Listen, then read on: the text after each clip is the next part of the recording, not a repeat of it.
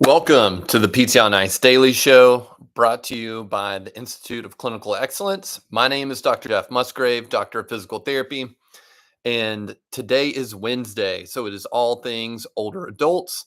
And I'm super excited to bring to you a systematic review that just dropped this year, looking at the effects of power training in pre-frail and frail older adults, with the primary outcome measure being gait speed. So I love that this is being tested in pre-frail and frail older adults. So there's already been a lot of literature looking at power training for older adults, but specifically, we know when we're looking at pre-frail and frail older adults, just in general, we know that their risk of adverse health events is exponentially higher. Whether we're thinking about early mortality, we're thinking about rehospitalization rate, things like that. And gait speed is just such a great, simple measure to get an idea where this person is on the frailty spectrum, what we can expect about their health outcomes. Fritz et al. Has gone as far as to call gait speed the sixth vital sign. And really, when we're looking at pre-frail and frail older adults, nothing could be much more true. Very robust research looking at gait speed and health outcomes. Also love that we're looking at power training here for pre-frail and frail older adults. I think 20 years ago, we would have never seen a study like this. This would have been considered too dangerous, too risky of activity for older adults, but love seeing that shift. So when we're diving into this article, the purpose of the study is kind of as described. I mean, the title kind of gives it away here, but to investigate the effects of power training on gait speed in pre-frail and frail older adults. So what they did is, because this is a new area of the literature, there haven't been a ton of people investigating power training by definition, 40 to 60% of an estimated one rep max with a speed component. The speed component is crucial, right? We know minimum threshold is 60% of an estimated one rep max if we're looking just at strength. But if we're going to do true power training, we've got to reduce the load, we've got to increase the speed. So they had to look through, mostly trying to collect just randomized controlled trials for this systematic review. They did allow one non-randomized control trial. They wanted participants to be at least 60 years old, and the primary outcome measure had to be gait speed. So as you can imagine, if you're sifting through the literature and all those things have to be in place, there weren't a ton of studies. So they were able to collect 6 studies that met the criteria for gait speed and power training. Now, interestingly, when we look at these studies that were included, there's a wide variety of controls. So some of the controls did nothing, some did mobility work. One study that was included did power training plus reduction in sedentary behavior, which is great. We know that sedentarism is a really big challenge when we're working with a lot of older adults out in the community. We have a lack of movement problem, is what we like to say. Most of what we're treating with older adults is not repetitive overuse. It's the effects of deconditioning. So I love that that was included as an intervention. Some were stretching and lifestyle behavior interventions, all the way to nothing. Some other things that varied within the studies that were included, we had studies that only worked 2 times a week in frequency. Some of those studies that were included for the intervention group got 4 times a week. And then the duration, man, there's a lot of variation here too when we get down into it. So we're looking at anywhere from 8 weeks to 12 months. So a lot of variability between the intervention group and the control group, what they're doing. So just want to like put that out there.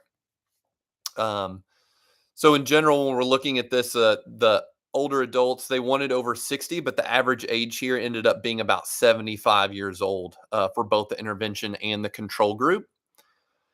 The results, though, this is the good news. If you like using power training, I have a little bit of bias here because there's so much other research and literature to support power training for older adults. If we're looking at type 2 muscle fibers moving quickly, we know that older adults have a preferential loss of type 2 muscle fibers, and we need them to move quickly, especially if we're thinking about recovering from slips and trips. So important that we can move quickly. And then we're thinking about also fighting sarcopenia, that age-related loss of muscle mass. If we're only training type 1 fibers, what's going to happen to our type 2 fibers, right? So there's lots of, I have some bias here, which I'll admit. Um, Power training, I think, is very beneficial and from the cardiovascular standpoint. So, all that being said, 5 of 6 studies that were included did show improvements in gait speed, statistically significant improvement. One study that did not did show improvement, but not statistically significant over the control group. So there's a lot to unpack here. Love to see this study. Love that they were able to collect, 6 studies to analyze, but that's not a lot for a systematic review. And there's some wild variation across the included studies. So we need to keep in mind 8 weeks to 12 months. Hard to figure out the duration of time that is necessary. By and large, everyone showed improvements in gait speed, which is great. The other thing is they were not using the same protocol for power training. They had the same definition of power training. A lot of these were done on machines, which is kind of interesting. I wouldn't have gone straight to machines personally, but that's also another bias towards free weights of my own. And then thinking about the frequency, 2 times a week versus 4 times a week, huge variation there. So we don't want to make too strong of a conclusion or paint this with a broad stroke and say, yes, absolutely power training. Here's how much, here's how often, here's the duration of time.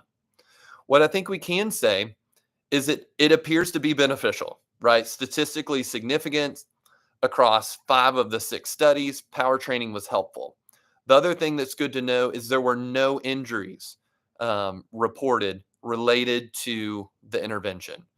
So no musculoskeletal, no cardiovascular events. We know that with power training, we tend to get higher cardiovascular loads because we're asking people to move quickly, which is great, makes it great for interval training. If we're trying to hit high intensity interval training, trying to hit high intensity for ACSM guidelines for cardiovascular training, because in general, as I already said, we've got a lack of movement problem, not an overuse injury problem with our older adults. So I think this was encouraging overall that we can safely use power training with older adults.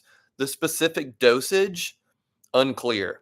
The duration, unclear. But the good news is it looks like it is beneficial. We can use it.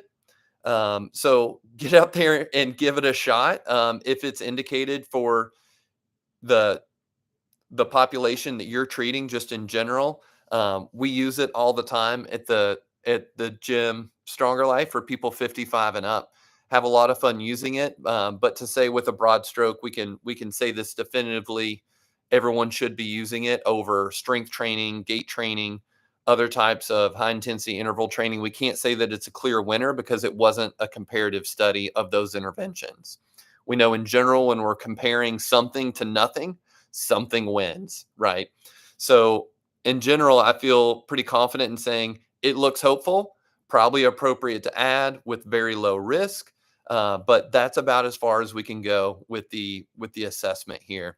So I hope you enjoyed that. If you're using power training with your older adults, if you've noticed changes in gait speed or anything interesting you would like to share, add to the conversation around power training for pre-frail and frail older adults, would love for you to chime in and get some dialogue going here. If you're interested in having some more content or interacting with us either live on the road to really sharpen those skills, get some feedback, or if you're wanting to deep dive into special populations and how to add high intensity interval training, strength training across the board for older adults, our live courses coming up. We've got Minnesota. We're going to be in Minnesota and Alabama, September 7th, 8th. Then I'm going to be in Bend, Oregon, 14th and 15th. Our MMOA level 1, that's our 8-week online course. The next cohort starts December 16th. And then level 2 will start on 10/17. Team, I hope you enjoyed that. Get out there, get some power training going for your older adults if you've not done that yet. If you need help, reach out to us. We'd love to help. Hope y'all have a wonderful rest of your day, and we will see you next time.